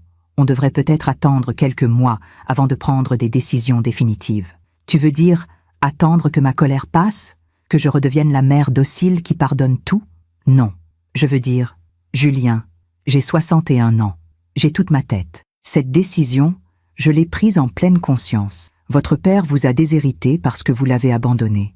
Et moi, je respecte sa volonté parce qu'il avait raison. » Mathieu s'est approché de moi, les yeux rouges, la voix tremblante. « Maman, s'il te plaît, je sais que j'ai été nulle. Je sais que j'aurais dû être là, mais je peux changer. Laisse-moi te prouver que je peux changer. » J'ai regardé mon plus jeune fils. Celui que j'avais bercé pendant des heures quand il faisait des cauchemars. Celui pour qui j'avais chanté des berceuses jusqu'à m'endormir moi-même, assise sur le bord de son lit. Et j'ai vu un homme de 29 ans qui avait appris qu'il pouvait toujours obtenir ce qu'il voulait en pleurant. « Mathieu, si tu veux changer, fais-le. Mais fais-le pour toi, pas pour l'argent. Ce n'est pas une question d'argent. Si, c'est exactement ça. Si votre père n'avait rien laissé, est-ce que tu serais ici aujourd'hui? Est-ce que vous seriez tous les 3 dans ce bureau? » Aucun d'eux n'a répondu. Voilà, vous avez votre réponse. Antoine a changé de tactique. Il s'est rassis. Il a pris une grande inspiration. Puis il a dit, d'une voix plus douce, « Maman, on sait qu'on a fait des erreurs, mais tu es notre mère. Tu ne peux pas nous renier comme ça. Qu'est-ce que papa aurait pensé s'il te voyait nous rejeter? Papa m'a demandé de faire exactement ça. Mais toi, qu'est-ce que tu veux? C'était une bonne question. Une question intelligente. Antoine avait toujours été le plus stratégique des trois. Je me suis assise, j'ai posé mes mains sur le bureau, et j'ai regardé mes 3 fils dans les yeux, l'un après l'autre. Ce que je veux remonter le temps. Je veux que vous soyez encore ces petits garçons qui couraient vers moi en criant « Maman !» quand je rentrais du travail. Je veux que vous soyez encore ces adolescents qui me demandaient conseil pour leur premier chagrin d'amour. Je veux que vous soyez encore ces jeunes hommes qui appelaient juste pour discuter, sans rien demander. Ma voix s'est brisée légèrement. Mais j'ai continué. Mais ces garçons-là n'existent plus. Et les hommes que vous êtes devenus, je ne les reconnais pas. Je ne sais pas quand ça s'est passé. Je ne sais pas si c'est notre faute ou la vôtre. Mais la vérité, c'est que vous n'êtes plus mes fils. Vous êtes des étrangers qui portent mon nom. Mathieu a secoué la tête. Non, maman, ne dis pas ça. C'est la vérité, Mathieu. Et vous le savez aussi bien que moi. Julien s'est levé brusquement. Très bien. Si c'est comme ça, garde ton argent, garde ta rancune. Mais ne viens pas pleurer quand tu seras vieille et seule, et que personne ne sera là pour s'occuper de toi. Ces mots étaient comme un couteau. Je me suis levée à mon tour, et j'ai dit, d'une voix glaciale, « Julien, je suis déjà seule. Ça fait des années que je suis seule. La seule différence, c'est que maintenant, je l'accepte. » Il a reculé, comme si je l'avais giflé. Antoine a ramassé sa veste. On s'en va. Mais ce n'est pas fini. On va voir un avocat. On va se battre. Deus, faites ce que vous voulez. Vous perdrez. Mais au moins, ça vous donnera une occupation. Ils sont sortis, tous les 3. Antoine en premier, furieux. Julien derrière, la mâchoire serrée. Mathieu en dernier, se retournant une fois vers moi, les yeux pleins de larmes. La porte s'est refermée. Je suis restée debout, immobile, pendant un long moment. Maître Rousseau ne disait rien. Il attendait. Puis, lentement, je me suis rassise. « Madame Laporte, a-t-il dit doucement, ce que vous venez de faire était très courageux. Ou très cruel. Non, juste, il y a une différence. » J'ai hoché la tête, mais je ne me sentais pas courageuse. Je me sentais vidée, épuisée, comme si je venais de courir un marathon. « Que se passe-t-il maintenant ?» ai-je demandé. « Maintenant, nous finalisons les démarches. L'appartement sera transféré à votre nom. L'assurance vie également. Tout sera réglé d'ici 3 à 4 semaines. Et s'ils contestent, ils peuvent essayer. Mais comme je l'ai dit, le testament est inattaquable. Votre mari était sain d'esprit, le document est légal, et vous êtes son épouse. En droit français, vous êtes parfaitement dans votre droit. D'accord. Je me suis levée pour partir. Maître Rousseau m'a raccompagnée jusqu'à la porte de son bureau. « Madame Laporte, a-t-il dit avant que je ne parte, puis-je me permettre une observation personnelle ?»« Bien sûr. J'ai lu la lettre que votre mari m'a laissée, celle qu'il m'a demandé de lire après sa mort. Il vous aimait profondément, et il voulait que vous soyez heureuse. Ne l'oubliez pas. » Ces mots ont résonné en moi tout le chemin du retour. Quand je suis rentrée à l'appartement, il était 17 heures. La lumière de novembre déclinait déjà. J'ai allumé les lampes. J'ai mis de l'eau à chauffer pour un thé. Et puis j'ai pleuré. J'ai pleuré pour ces 3 petits garçons que j'avais perdus quelque part en route. J'ai pleuré pour Henri qui avait dû prendre cette décision terrible. J'ai pleuré pour ces 40 années de mariage qui se terminaient dans la solitude. Mais j'ai aussi pleuré de soulagement, parce que c'était fini. Le mensonge était fini. Le faux semblant était fini. La culpabilité était finie. J'avais dit la vérité. J'avais posé mes limites. J'avais honoré la volonté d'Henri. Mon téléphone a sonné vers 20 heures. C'était Antoine. J'ai hésité, puis j'ai répondu. « Maman ». Sa voix était différente, plus calme, plus froide. J'ai parlé avec un avocat. Il confirme que le testament est valide. On ne peut rien faire. Je sais. Donc voilà. C'est comme ça. Tu as fait ton choix. Oui. Un silence. Puis, tu sais ce que ça veut dire ? Ça veut dire que tu n'as plus de fils. Parce que nous, on n'a plus de mère. Ces mots auraient dû me détruire.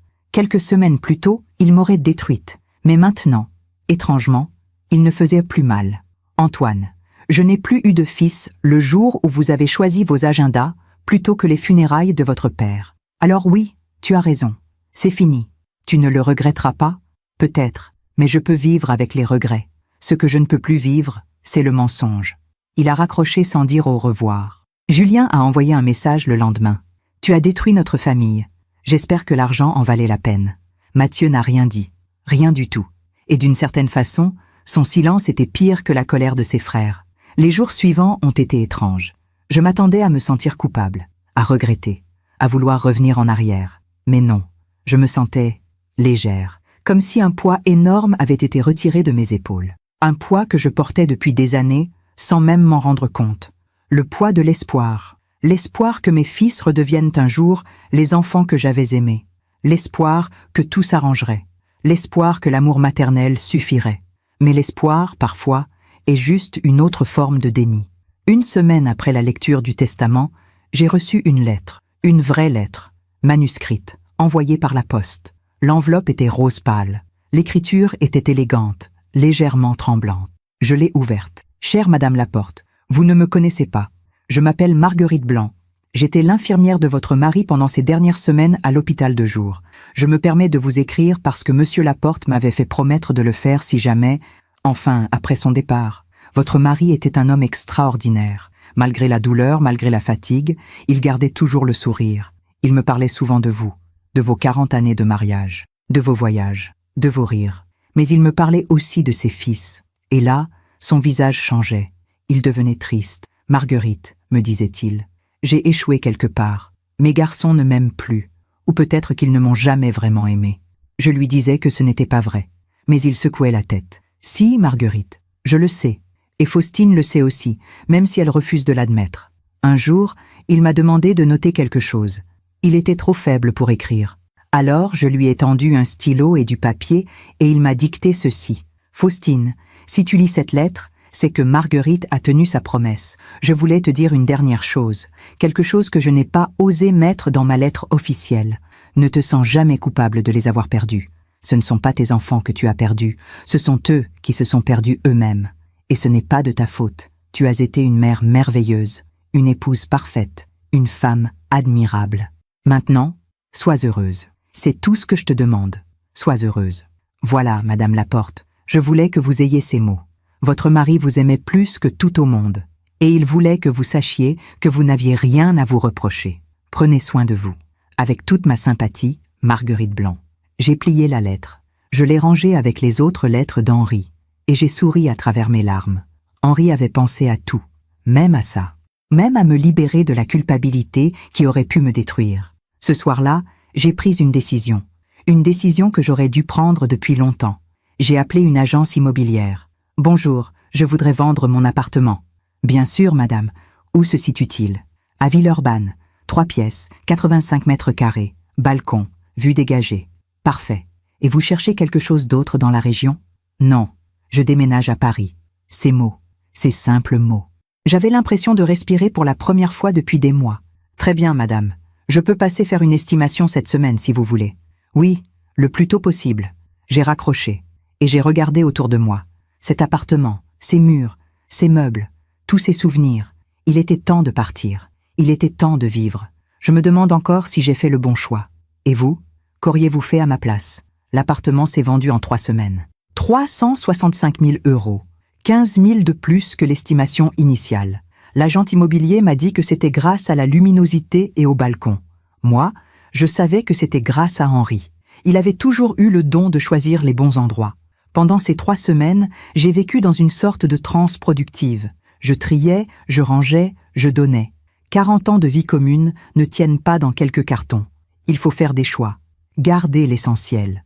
Lâcher le reste. Les costumes d'Henri sont allés à une association qui aide les hommes en réinsertion professionnelle. Ses livres à la bibliothèque municipale. Ses outils à un voisin qui avait toujours admiré sa collection de tournevis anciens. Les meubles, je les ai vendus. Sauf 3 choses, notre lit, la bibliothèque qu'Henri avait montée, et le fauteuil dans lequel il s'asseyait chaque soir pour lire. Ces 3 choses feraient le voyage avec moi. Mes fils n'ont pas appelé. Pas une seule fois. Pas pour demander si j'avais besoin d'aide pour le déménagement. Pas pour demander si je voulais qu'ils viennent chercher quelques affaires de leur père. Pas même pour me dire au revoir. C'était comme s'ils m'avaient effacé de leur vie. Et étrangement, ça ne me faisait plus mal. Ou plutôt, ça faisait mal d'une façon différente. Pas une douleur aiguë, plutôt une tristesse sourde, lointaine, comme un vieux chagrin qu'on a appris à porter. Un après-midi, alors que je pliais des draps dans la chambre, j'ai entendu mon téléphone sonner.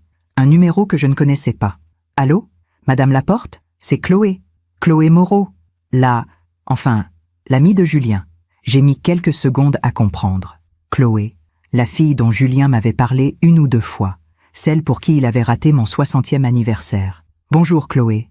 Madame, je sais que ce n'est pas ma place, mais je voulais vous dire quelque chose. Je t'écoute. » Un silence. Puis, d'une voix hésitante, « Julien, il ne va pas bien. Depuis la lecture du testament. Il boit beaucoup. Il est en colère tout le temps. Hier soir, il a dit des choses horribles sur vous. Et j'ai eu peur. Peur de quoi? Peur de ce qu'il pourrait faire. Mon cœur s'est serré. Chloé, tu penses qu'il pourrait me faire du mal? Non, pas ça. Mais du mal à lui-même peut-être. Il parle de tout lâcher. Son travail, son appartement.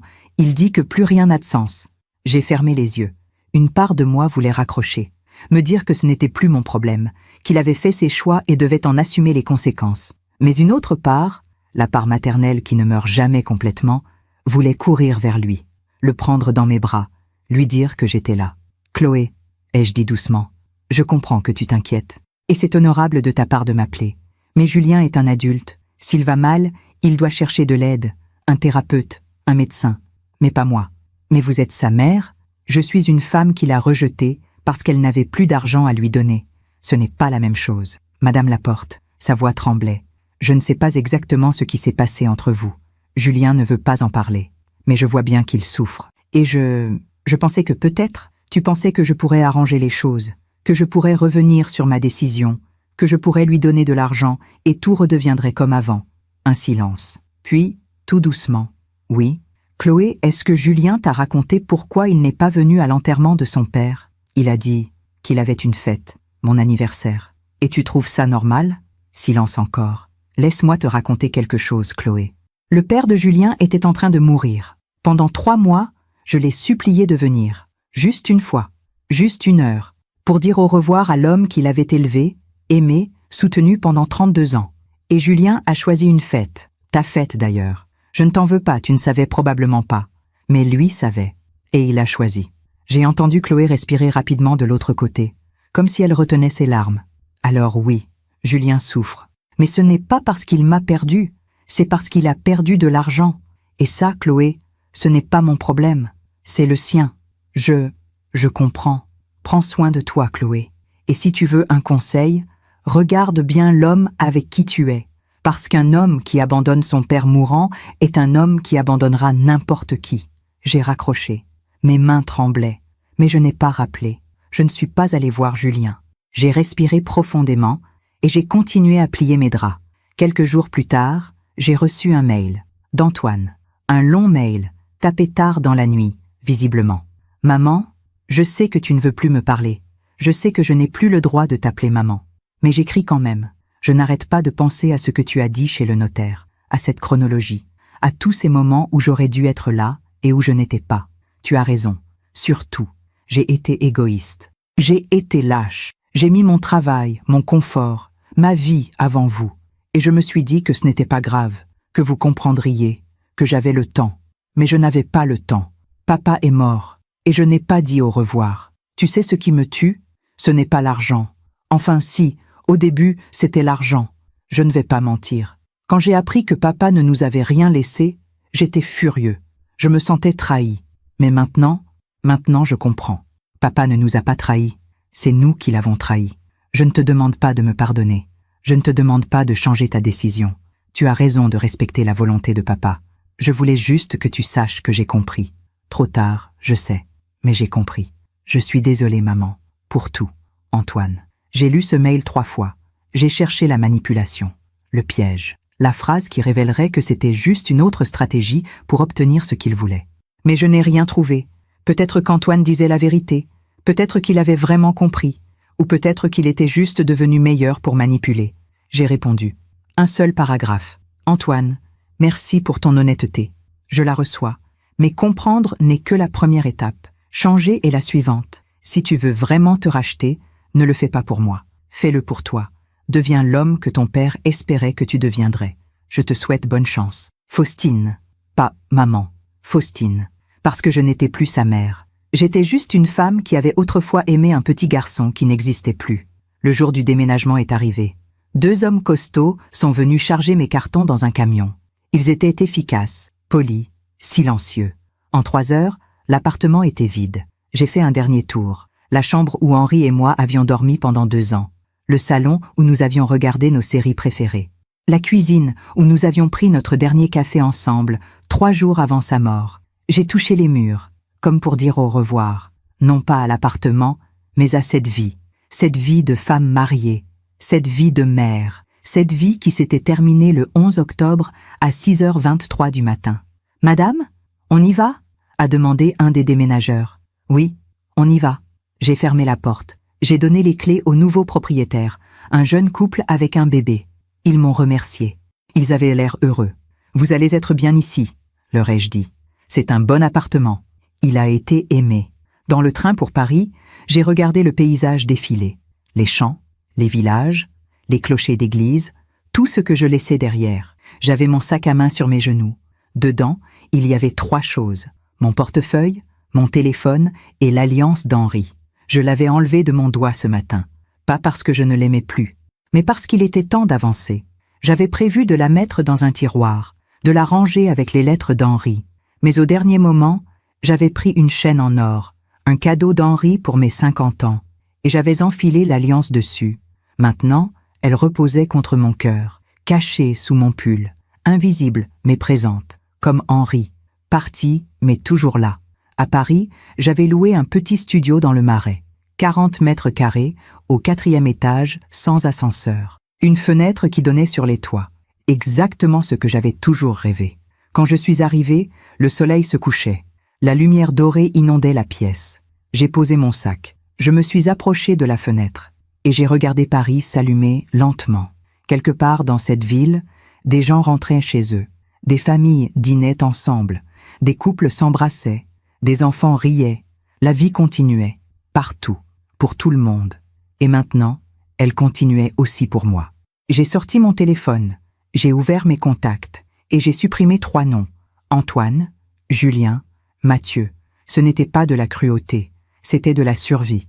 Henri m'avait demandé de vivre. Alors j'allais vivre. Pour lui. Pour moi. Pour tous ces rêves que nous avions eus et que nous n'avions jamais réalisés. J'ai pris une photo de la vue depuis ma fenêtre. Les toits de zinc. La tour Eiffel au loin. Le ciel qui passait du rose au violet. Et j'ai pensé, on y est, Henri. On est à Paris. Ce soir-là, j'ai dormi dans mon nouveau lit. Le lit que j'avais partagé avec Henri. Seule, maintenant. Mais pas malheureuse. Juste, en paix. Pour la première fois depuis des mois, je me sentais légère, libre, vivante. La vie que j'avais connue était terminée. Mais une nouvelle vie commençait. Et cette fois, elle serait mienne. Vraiment mienne. Les premiers mois à Paris ont été étranges. Pas difficiles. Juste, différents. Je me réveillais chaque matin dans ce petit studio baigné de lumière. Je buvais mon café devant la fenêtre, regardant les pigeons se poser sur les toits de zinc. Je lisais, je marchais, je découvrais ma ville, le Marais, avec ses rues médiévales et ses boutiques de créateurs, le Luxembourg, où je m'asseyais sur un banc pour observer les enfants jouer près du bassin, les quais de Seine, où je marchais pendant des heures, m'arrêtant devant les bouquinistes. J'ai pris des cours de peinture dans un atelier près de Montmartre.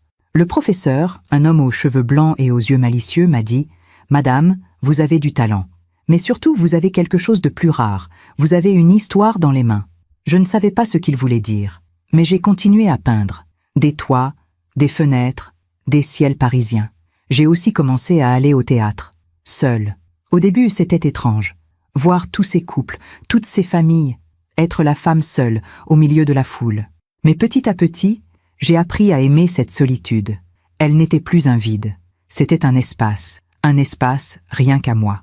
Je n'ai plus eu de nouvelles de mes fils. Pas un appel, pas un message, rien. Et je n'ai pas cherché à en avoir. Puis, 6 mois après mon installation à Paris, j'ai reçu un appel. Un numéro de Lyon que je ne connaissais pas. « Madame Laporte ? Oui ?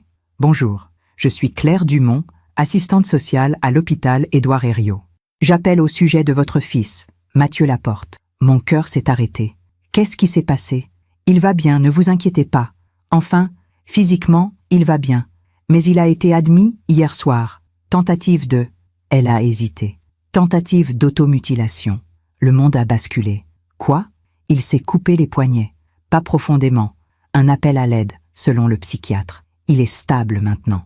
Mais, madame, il vous a demandé. Il répète votre nom. Il dit qu'il veut vous parler.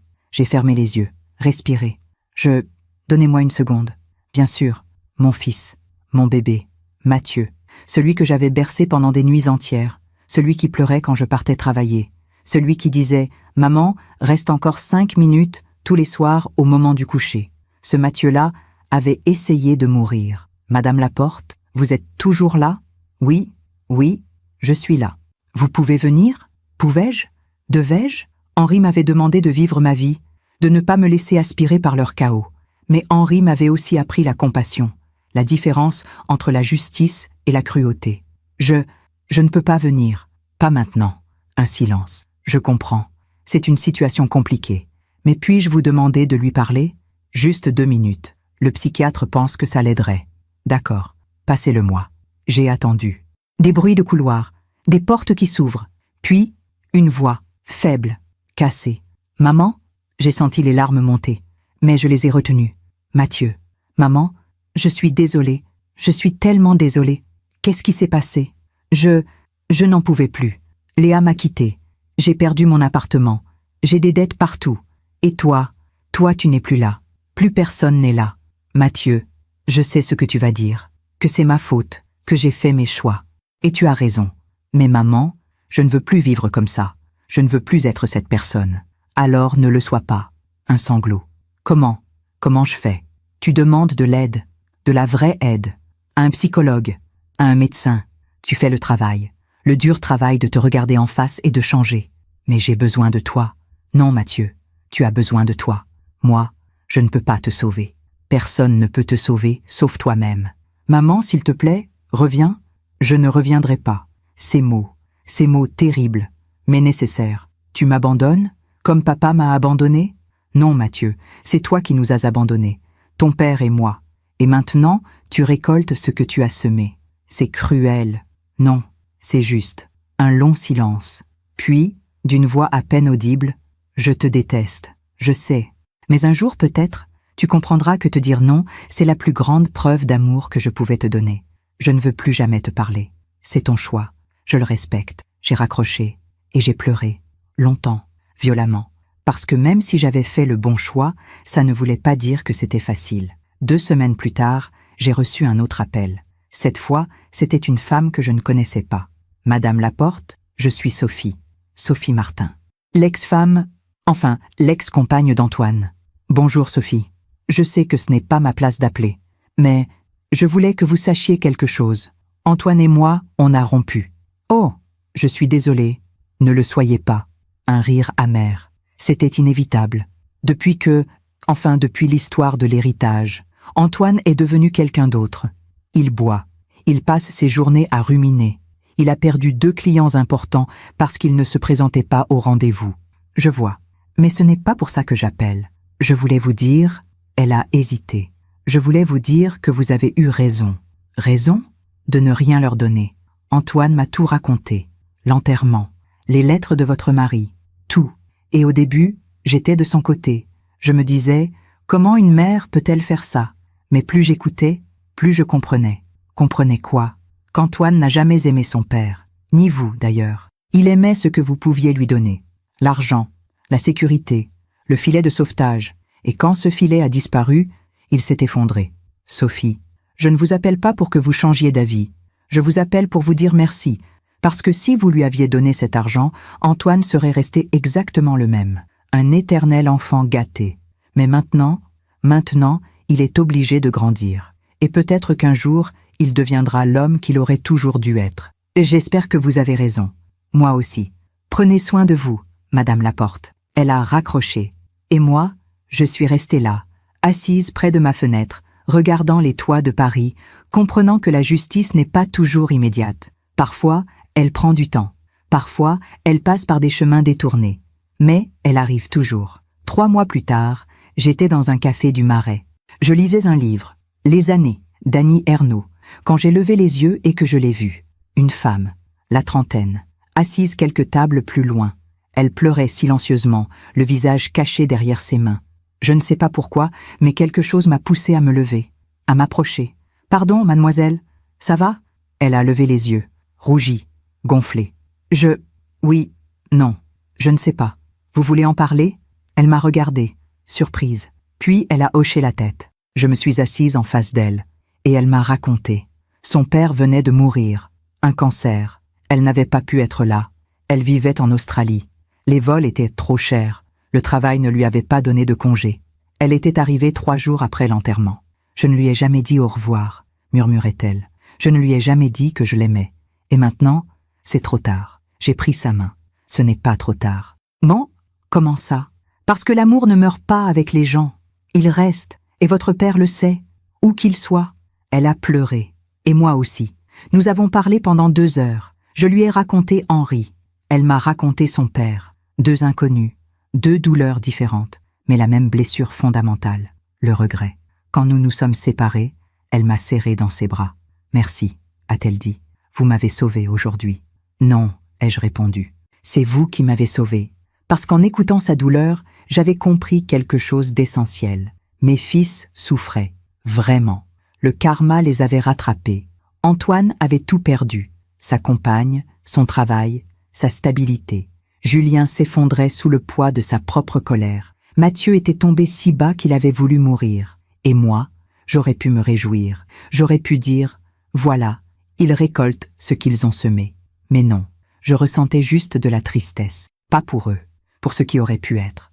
Pour ces 3 petits garçons qui auraient pu devenir des hommes bons. Pour cette famille qui aurait pu rester unie. Pour cet amour qui aurait pu durer. Mais le karma n'est pas une vengeance. C'est juste un miroir. Il renvoie à chacun l'image de ses propres choix. Mes fils avaient choisi l'égoïsme. Et maintenant, ils vivaient dans un monde où personne ne pensait à eux non plus. Ils avaient choisi l'indifférence. Et maintenant, ils étaient seuls. Ils avaient choisi l'argent. Et maintenant, sans argent, ils ne savaient plus qui ils étaient. Ce n'était pas moi qui les punissais. C'était la vie. Et moi, j'avais choisi la dignité, l'honnêteté, le respect de la volonté d'Henri. Et la vie me rendait la paix. Un soir, 6 mois après mon arrivée à Paris, j'étais sur mon balcon minuscule. Il faisait doux. Le ciel était rose et orange. La ville bourdonnait en contrebas. J'ai sorti l'alliance d'Henri de sous mon pull. Je l'ai tenue dans ma paume. Et j'ai murmuré, « Tu avais raison, Henri. Surtout, il ne méritait pas notre héritage. Mais moi, je mérite de vivre. Et c'est ce que je fais. Je vis, pour nous deux. » Une brise légère a soulevé mes cheveux. Et j'ai souri. Parce que quelque part, je savais qu'Henri me voyait. Et qu'il était fier. La justice n'avait pas été bruyante. Elle n'avait pas été spectaculaire. Elle avait été silencieuse. Comme une graine plantée qui pousse lentement, invisible, jusqu'au jour où elle devient un arbre. Mes fils avaient semé le vent. Maintenant, ils récoltaient la tempête. Et moi, j'avais semé la fidélité. Et je récoltais la liberté. Cela fait maintenant 2 ans que j'ai quitté Lyon. 2 ans que je vis à Paris. 2 ans que j'ai dit au revoir à mes fils. Je suis assise sur mon petit balcon, un verre de thé à la menthe à la main. C'est un dimanche matin de mai. Le soleil brille. Les cloches de Saint-Paul sonnent au loin. Paris s'éveille doucement. J'ai 63 ans maintenant. Mes cheveux sont presque entièrement gris. Je ne les teins plus. J'ai décidé que la vérité était plus belle que le mensonge. Même pour les cheveux. Je regarde ma vie et je réalise quelque chose d'étrange. Je suis heureuse. Vraiment heureuse. Pas de cette joie bruyante, explosive que l'on ressent dans les grandes occasions. Non, une joie calme, profonde, durable. La joie de quelqu'un qui s'est retrouvé. Mon appartement est petit, mais il est à moi. Les murs sont couverts de mes peintures, des toits de Paris, des ciels changeants, des fenêtres illuminées dans la nuit. Mon professeur avait raison. J'ai une histoire dans les mains. Et cette histoire, je la raconte en couleurs. J'ai des amis maintenant. Pas beaucoup, mais des vrais. Marguerite, une femme de 70 ans qui habite l'appartement d'en dessous. Nous prenons le café ensemble tous les jeudis. Elle me raconte ses voyages. J'écoute. Parfois, je parle d'Henri. Elle ne me juge jamais. Il y a aussi Philippe, un veuf de 65 ans que j'ai rencontré au cours de peinture. Il m'a invité au cinéma 3 fois. La première fois, j'ai dit non. La deuxième, j'ai hésité. La troisième, j'ai dit oui. Nous ne sommes pas ensemble, pas au sens romantique, mais nous sommes des compagnons. Nous allons au musée, au théâtre. Nous marchons le long de la Seine en parlant de tout et de rien. C'est simple, c'est léger, c'est exactement ce dont j'avais besoin. Henri me manque encore, tous les jours, mais ce n'est plus une douleur déchirante, c'est plutôt une nostalgie douce, comme le parfum d'une fleur fanée qu'on garde dans un livre. Je porte toujours son alliance autour du cou. Mais maintenant, je la cache moins. Parfois, quand je sors, je la laisse visible. Les gens la voient. Ils comprennent. Et c'est bien comme ça. Mes fils, je n'ai plus de nouvelles. Aucune. Pas depuis l'appel de Mathieu à l'hôpital. Je ne sais pas où ils sont, ce qu'ils font, s'ils vont bien ou mal. Et c'est difficile à admettre, mais je ne cherche pas à savoir. Ce n'est pas de l'indifférence, c'est de l'acceptation. J'ai accepté que je ne pouvais pas les sauver, que leur chemin était le leur, et que le mien était ailleurs. Parfois, la nuit, je me réveille et je pense à eux. Je me demande si Antoine a trouvé un sens à sa vie au-delà de l'argent, si Julien a appris à aimer sans condition, si Mathieu s'est finalement vu tel qu'il était vraiment. J'espère que oui. Sincèrement, je l'espère. Parce que malgré tout, malgré la douleur, malgré la trahison, malgré l'abandon, il reste de mes fils. Quelque part, dans un coin de mon cœur, il y aura toujours 3 petits garçons qui rient dans un jardin. Mais ces petits garçons n'existent plus. Et je ne peux pas continuer à vivre pour des fantômes. Il y a quelques mois, j'ai fait quelque chose que je n'avais jamais osé faire. J'ai écrit un livre. Pas un roman, pas une fiction, juste mon histoire. L'histoire d'une femme qui a tout donné à ses enfants et qui a dû apprendre à se donner à elle-même. Je ne sais pas si je le publierai un jour. Ce n'est pas vraiment le but. Je l'ai écrit pour moi, pour poser les mots sur la douleur, pour transformer le chaos en récit, pour donner un sens à ce qui semblait n'en avoir aucun.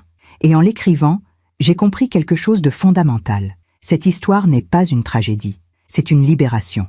Pendant 40 ans, j'ai été l'épouse d'Henri. Pendant 35 ans, j'ai été la mère d'Antoine, Julien et Mathieu. J'ai vécu pour eux, à travers eux, en fonction d'eux. Et quand Henri est mort, quand mes fils m'ont rejeté, j'ai cru que ma vie était finie. Mais non, ma vie venait juste de commencer. Parce que pour la première fois en 63 ans, j'étais Faustine. Juste Faustine. Pas l'épouse d'eux, pas la mère d'eux. Moi. Et cette Faustine-là, je ne la connaissais pas vraiment. Je devais apprendre à la découvrir, à l'aimer, à l'écouter. C'est ce que j'ai fait. Et c'est ce que je continue à faire chaque jour. Je suis allée à Venise, seule. J'ai toujours rêvé de voir Venise. Henri aussi. Nous devions y aller pour nos 40 ans de mariage. Mais la maladie en a décidé autrement. Alors, j'y suis allée sans lui. Ou plutôt, avec lui. Parce que je portais son alliance. Parce que je pensais à lui devant chaque canal, chaque pont, chaque façade ocre. « Regarde, Henri », murmurai-je. On y est finalement. Et je sais qu'il me regardait, qu'il souriait. J'ai aussi pris des décisions concernant l'argent. J'aurais pu le garder tout pour moi. Personne ne m'aurait jugé. Mais Henri ne m'avait pas laissé cet argent pour que je le thésaurise.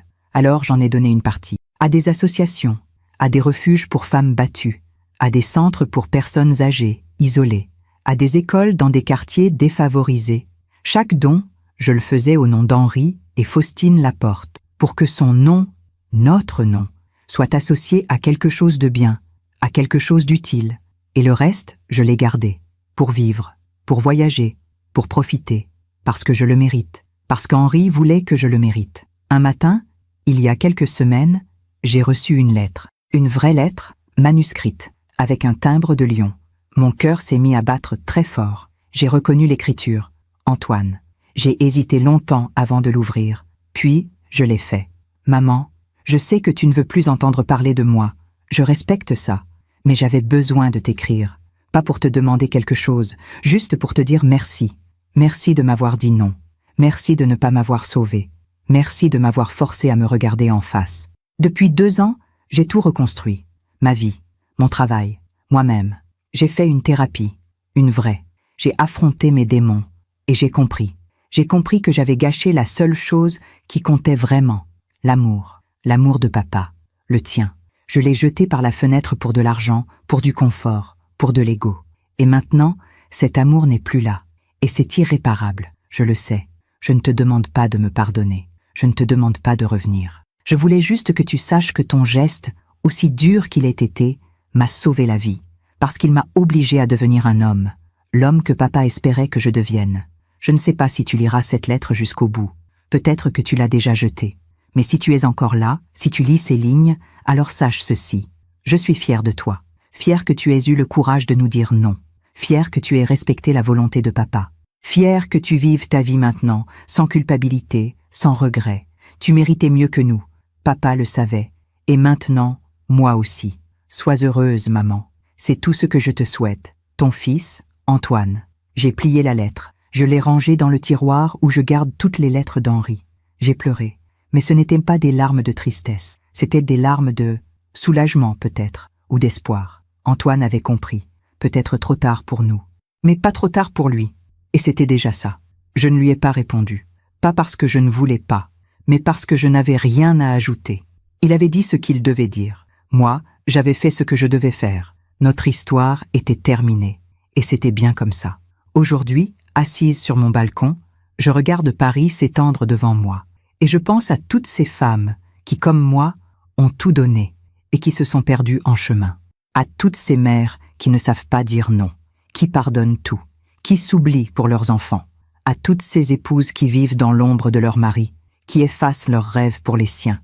À toutes ces femmes de 50, 60, 70 ans qui pensent que leur vie est terminée parce que leurs enfants sont partis ou parce que leur mari est mort. Je voudrais leur dire « Non, votre vie n'est pas terminée, elle commence. Il n'est jamais trop tard pour se choisir, pour poser des limites, pour dire « Non, ça, je ne l'accepte plus ». Il n'est jamais trop tard pour respecter ses propres besoins, pour honorer ses propres rêves, pour vivre pour soi. On nous a appris que l'amour maternel était inconditionnel, que les mères devaient tout pardonner, tout accepter, tout donner. Mais on ne nous a jamais dit que cet amour-là pouvait nous détruire, qu'il pouvait nous vider de notre substance, qu'il pouvait faire de nous des ombres.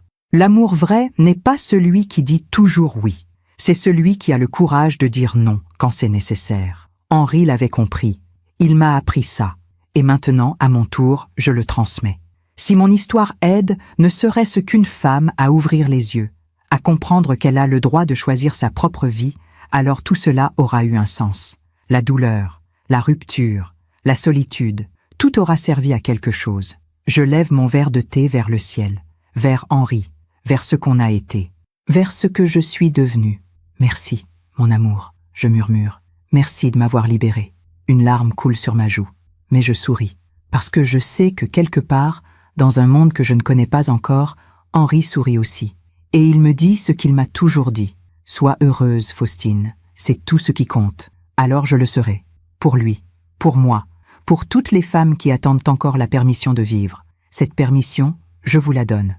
Vivez, aimez-vous, choisissez-vous, parce que vous le méritez. Vous l'avez toujours mérité. Merci de m'avoir écouté jusqu'au bout.